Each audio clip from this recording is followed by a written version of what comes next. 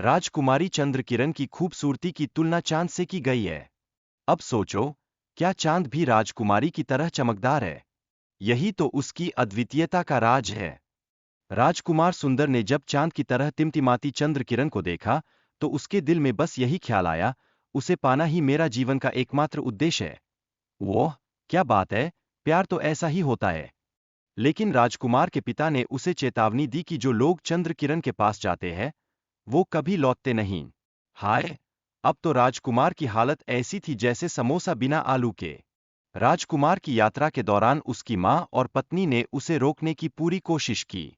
लेकिन राजकुमार का दिल तो ऐसा था जैसे चॉकलेट केक पर चॉकलेट लगाना, वो अपनी सोच पर अडिग रहा।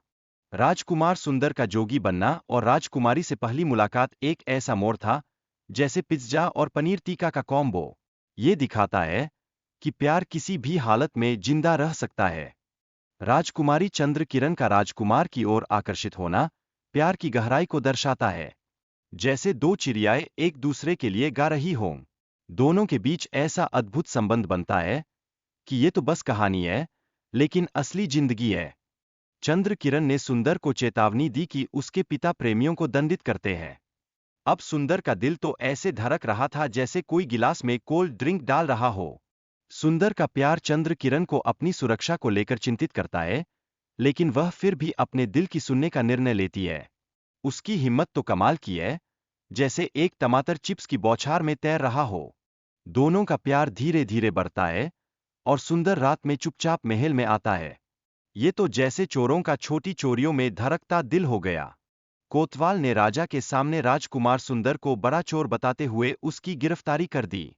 राजा ने कोतवाल की तारीफ की कि जैसे उसने किसी बर्तन की धुलाई कर दी हो, और सजा का आदेश दिया। जब चंद्रकिरण को पता चला कि राजा ने उसके प्रेमी को कैद किया है, तो वह बेहोश हो गई।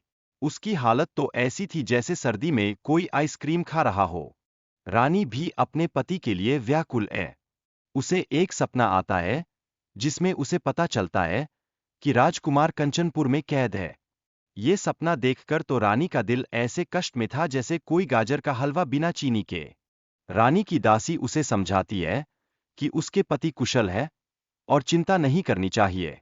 लेकिन रानी का दिल उसे अपने पति की तलाश करने के लिए प्रेरित करता है, जैसे सोनू ने दिल में एक गोलगप्पा खा लिया हो। रानी भगवा वस्त्र पहनकर जोगन के भेष में निकलती है। वो जंगल और शहरों में अपने पति की खोज में कई दिनों तक भटकती है, जैसे भटकते भालू को टॉफी मिल गई हो। कंचनपुर पहुंचकर रानी को पता चलता है कि उसके पति को राजा ने कैद कर लिया है। रानी राजा के शौक के अनुसार गायन करके अपने पति को मुक्त कराने की योजना बनाती है, जैसे कोई कढ़ाई में इडली बना रहा हो। जोगिन ने अपने पति को मुक्त करने के लिए राजा से अनुरोध किया, जो त्याग और प्रेम का प्रतीक था। ये तो जैसे कोई पानी में तैरती बोट हो, प्यार की शक्ति को दर्शाता है। राजा ने जोगिन के राग को सुनकर उसकी इच्छा का सम्मान किया, और चंद्रकिरण की शादी सुंदर से कर दी। यह निर्णय एक महत्वपूर्ण मोड़ था, जैसे मिठाई की दुकान में अचानक मिठाई का दाम गिर गया हो। राजकुमारी चंद्रकिरण ने अपनी बहन के रूप में जोगिन को स्वीकार किया, जो संबंधों की गहराई और क्षमा का उदाहरण है। यह एक नई शुरुआत का प्रतीक है, जैसे नए साल पर नए कपड़े पहनने का मजा।